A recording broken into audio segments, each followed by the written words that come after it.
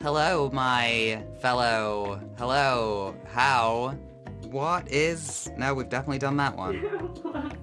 We've done What's Poppin', because I did that one. How? Man, do you ever. What is a greeting? That's how I'm gonna. What is a greeting? Hi.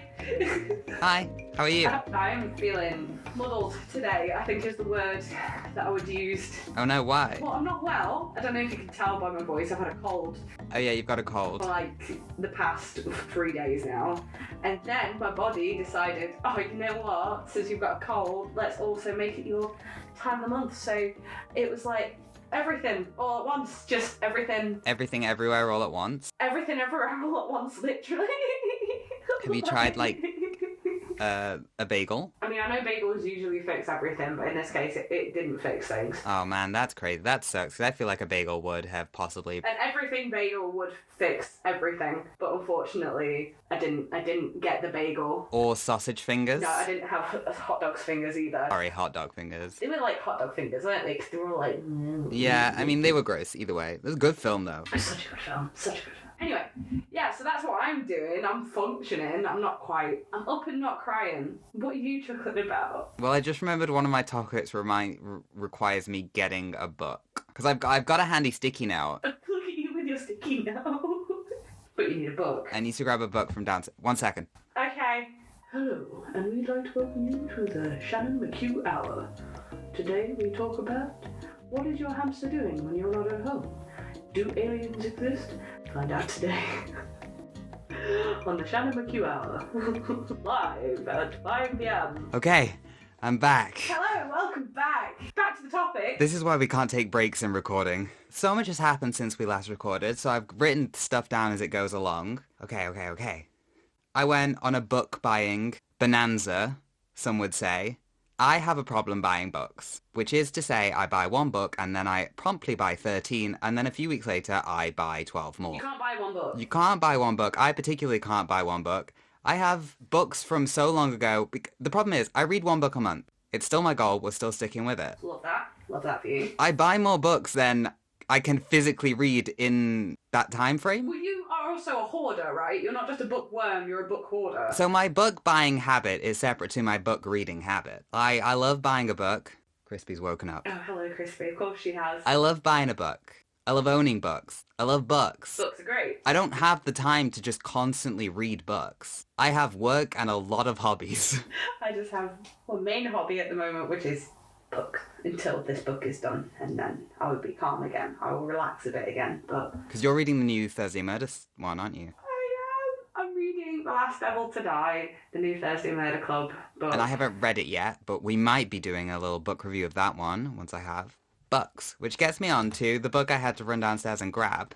A Lesson in Vengeance is what the book's called. So basically, it's a lot of teen drama, and I love a ridiculous book. I love a book where, you know, the person's so rich and somehow they're going to solve a crime because they're like 17 years old. It's great, it's stupid. This is very rich people in a boarding school with like a murder mystery component. It's all about witches and stuff. There used to be these witches in the school, and she murdered her friends and was tried and all. So it's all about old witch trials that are then kind of being recreated and everything. Okay. So it's like history repeating itself. Kind of, yeah. Kind of a situation like that.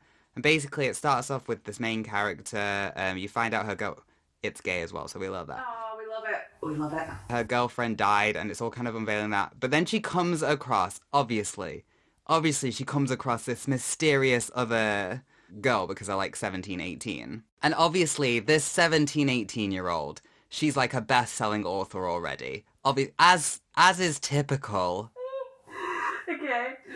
Yeah. So, you know, I'm loving it just based on that. It's like Percy Jackson. Of course this 13-year-old can save the world. Yes, of course he can. Like, why not? It's like, what was it? Was it Alex Rider, the spy? Yeah. Like, of course, yeah. He's basically James Bond, even though he's like 13. That makes sense. Obviously. Of course these adults will entrust this child with this responsibility. Yeah, that would never happen. Like, if you think about it really, it's just like, why would you trust that to a teenager when I'm not being funny? A teenager can't be trusted with themselves. They think they know everything.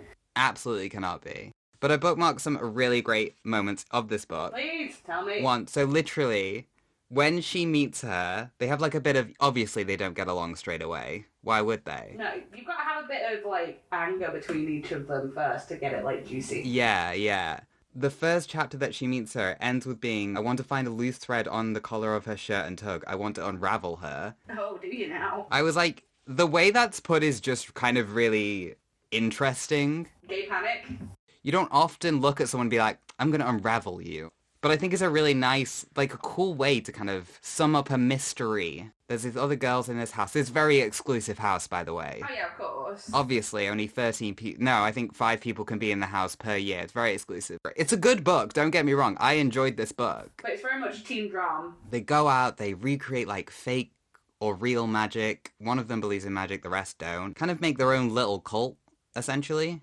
Ellis is the best-selling author that full-on I did think was going to murder everyone. And I will not say whether she did or whether she didn't. Oh, no, I need to know. Did she kill everybody? There's this other section about midway through the book where they're all meeting in the woods. It says, Clara gazes adoringly at Ellis, as though Ellis had offered her true and everlasting friendship for the low price of her eternal soul. Because they're, like, pretending to do rituals and everything. It does have that low-key, oh, no, this could be a cult. Yeah, like, this could actually... So is magic real? Or is it, like, speculated that it's real? The entire time, the one that believes in magic keeps saying, you know, I'm being haunted by this ghost, I'm being haunted by this old witch, and I saw all this magic, and it's real, and they get really drunk, and it snows in the middle of winter. So it's very much, the one that believes in magic is sure it's magic, and the ones that don't believe in magic will be like, it's just coincidence. But it's not established that magic is a thing in this world, essentially. Just this person believes in it. Yeah, like, it's not proven that it's magic, it's just proven that someone believes that the things that are happening are magic. It's magic. So it's grounded in reality. It's not like actual, they have magic, it's she thinks there's magic. The biggest fantasy part is the fact that, you know, she's a best-selling author at 17. Yeah, okay, cool. Throughout it all, it's got, like, these cool tones of basically being like, something mysterious is going on. Even halfway through it, literally, one of them reads a poem that's like, a whole life is beginning. Unfortunately, it's going to be a very short life. You've got literal, someone's gonna die tones throughout. Yeah, like, something's gonna happen. Like, another, someone's definitely gonna die is, I'm left alone with nothing but a watch ticking on my wrist and the inescapable knowledge that sooner or later my time will run out. It's one of those ones that throughout, you are sure someone is going to die, and I won't say if anyone does die or if it's just leading to that. And it's really cool the way it kind of weaves it into it whilst just casual conversation is happening. Yeah, it's just like, hey, here's this teen drama thing, but also someone's gonna die. But also, someone's gonna get murdered. Someone's gonna get murdered. Maybe. But it's a really fun, happy book, kind of, for ghosts and ghouls and murders. Ghosts and ghouls and murders, all the things that we do love. I go to a coffee shop. A chain coffee shop. I won't name it, because we put them on blast sometimes. I have gone to that coffee shop quite a few times, I would say. Not mainly, but, you know, every now and then I'll be like, ooh, I fancy, you know, a bit of a different roast. You've been there with me. They have never, and I do mean never, gotten my order right. Not in a detrimental way. It's still always vegan, and it's still usually somewhat similar. Right. Okay, which is good. But say I order a cappuccino, I'm getting a latte. Or I'm getting a different milk. Or I order no chocolate, there's chocolate on it that they have to take off. Or I order a frappuccino, it's a different type of frappuccino. It's like I order something and then they're like, we're gonna take that order and do a fun twist of what we think you want. I don't really have it in me to complain, because I don't care. Yeah, because it's just a coffee at the end of the day, But also, yeah, if I wanted to order a mystery drink, I would have probably said, please, just give me whatever I guess you think I want. What, have you done shopping? Have you done any shopping? I mean, we went shopping on Boxing Day to hell, we'll call it. We went to hell, and it was hell. So, on Boxing Day, Shannon goes, let's go shopping to a very busy place normally. I was like, yeah, sure, whatever, you know, I want to get out, so that's fine.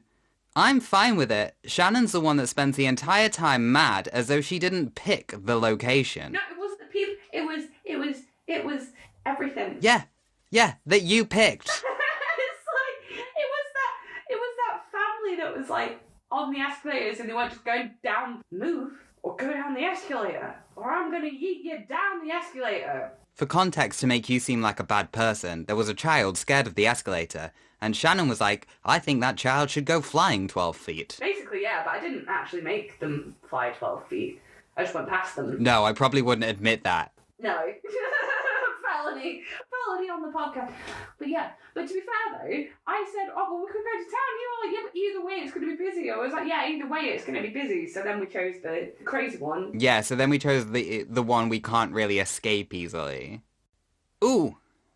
New Year, technically. I mean, we're recording this in January. Who's to say when the episode will come out? Technically, this is the first recording of 2024. This is the first recording of 2024. We have not recorded for a fair few months because we had a lot. 2024, year of the 4. As has been covered in this podcast, I walk a lot. Yeah, I'll let you breathe. What was so funny about year of the 4? I don't know.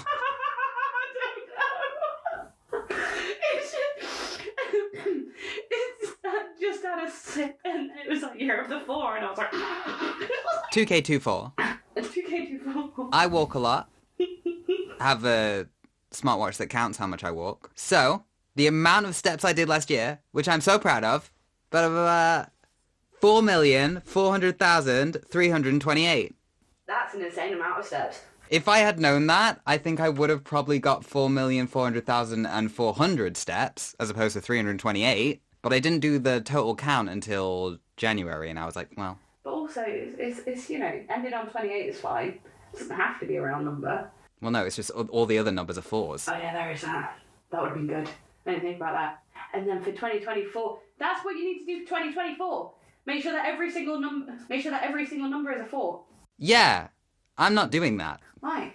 Because that's so much math. Not really. You walk until you've got 4 million steps, and then you just keep waiting until the next line goes 4, 4, 4, 4. You just keep walking until they all say 4. Oh wait, no, yeah, because then it adds up. Oh. Yeah, just do a mad walk at the first week. Do 4,444,444 steps. And then not walk for the rest of the year. Just don't even take a step for the rest of the year. Just be wheeled, carried everywhere. I don't think I could walk after that. Mate, you should be proud of that. It was an amazing thing to achieve. That was a lot of steps. You did so many steps. I did do something. Yeah, you did a mad amount of steps. You at least doubled your steps. What are we going to do that for 8 million steps this year? No. I'd have to do 20,000 steps a day? Average? I don't know. Who's to say? I ain't math. We could do that math very easily, but I just don't want to. I just can't. By the way, did you know that if you drop a knife, as it turns out, this is actually a thing, if you drop a knife, like a sharp cutting knife, on a ceramic floor, it breaks in half. What, the knife or the ceramic? The knife. Jordan dropped one of our, steak knives that I use for chopping fruit. Actually, they're really good for chopping tomatoes. He dropped it on the kitchen floor, which is, tile, and the knife just snapped. What, is in the knife snapped or it came apart from the handle? No, the blade snapped. I don't believe you. That seems like lies. No, literally, it was wild. So I Google it being like, is there a weird frequency thing in which ceramics snaps knives? Turns out it actually is a common thing. Ah, what? Why? Don't know, I can't remember. But anyway, it turns out it's a really common thing, which obviously got me Googling it at the time. I found this article said cutting through 14 knife superstitions that you need to know. Apparently you're supposed to give coins after receiving a knife. What? Why? The superstitions? Yeah, that's one of the superstitions, that you're supposed to give a coin after receiving a knife, which is something I've never heard about. But basically, a knife as a gift symbolizes the severing of the relationship, something that obviously isn't good for a wedding or birthday surprise. To avoid this, you include a coin with the gift that the receiver hands back to you as a gift giver. That way, the gift is now a purchase, and Lady Luck is still on your side. Okay. So I was wild, because I've never heard of knife superstitions before. No, neither have I. Obviously there's things about shoes and things, but I never knew there was things about knives. Now we're delving into knife superstitions, because there's 14 of them. And I was like, I was just going to do one, but then I got to the next one, and I was like, this is wild. Curses, knife edition. A knife with a black handle keeps nightmares away. This is a popular superstition in Greece, but apparently, if you place a knife with a black handle under your pillow, it will prevent nightmares that night. It's believed this was true since ancient Greece. Renowned physician Hippocrates believed that dreams are a sign of illness, and if you have a nightmare, a knife can slice that away. Which I think is wildly insane. Yeah, that's really fun, but also can you please, me being the movable sleeper I am, if I slept with a knife under my pillow, I'd wake up and I'd just be. I was gonna say, who sleeps perfectly flat that, like, the knife will not then become a problem? It will become a problem for me. It will, yeah, it'll become a problem for me as well. Because I sleep with, like, my arm underneath my pillow, I just know I'd move it at some point and that'd be it. It'd be like... But you know when you aggressively, move your pillow when it's not comfortable after you've been lying on it? You don't want to do that if there's a knife underneath it. Right? And you forget, and then you, like, aggressively move it, and the knife suddenly decides to be like, and then you just sleep. I'm telling you, that's probably, like, a lot of deaths in ancient Greece. Oh, wait, so there's another thing of sleeping with a knife under your pillow scares evil spirits.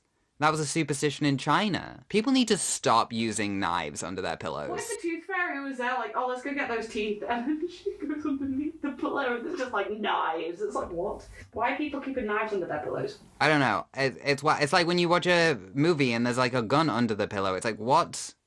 That is not safe. Yeah, that just seems unsafe. No.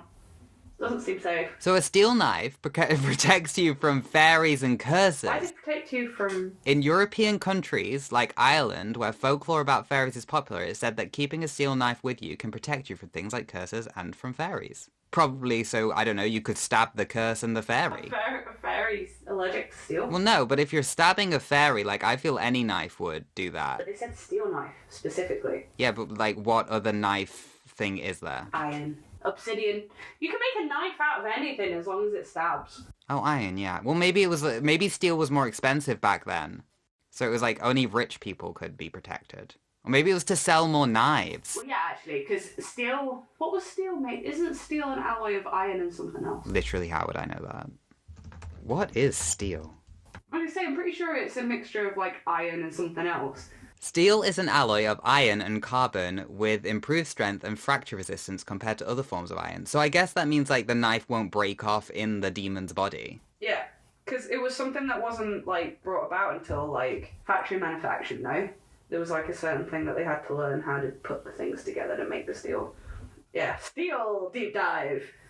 More knife facts. There's so many fun knife facts, as it turns out. You'll have bad luck if you sharpen any blade after sunset. Why? It's just a superstition.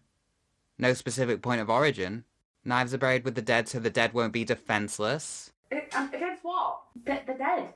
What are they got to defend themselves against when they're dead? One of the most prolific items found in burial rites in Anglo-Saxon tribes are knives. They do this to ensure that the dead are buried with a weapon so they can freely go to the next world armed and not defenseless.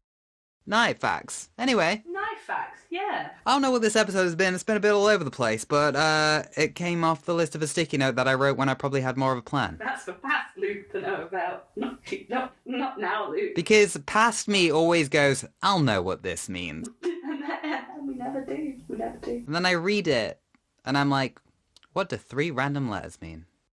Do you have anything to say? Happy New Year! Even though this is probably going to come out in February. Yeah, cool. Year of 4s. That's it. I don't know. My brain isn't working today. I'm not good. You left me to ad-lib for like a minute, and I did that, and it was great. So, you know, I contribute things. Oh no! I don't know what you said. Well, this has been the episode. I've been Luke. That's been Shannon. I've been Shannon. If you liked what you heard, aka whatever chaotic ramblings we came out with today, please rate, review, subscribe. We usually have more structure than this. Show us love. Check out the Caffeine Hour Mind's Instagram for updates. And the YouTube for animations. Oh, this like 7-minute long animation about me losing my mind due to the car and the candle. Go see it. Go watch it, guys. It's on YouTube. I get to stress Shannon out for 7 minutes, and then I animate it. Because you just found it entertaining. So yeah. Go YouTube. Yeah, go do it. Check Caffeine Hour Minds on YouTube. Bye. Bye-bye. Bye-bye.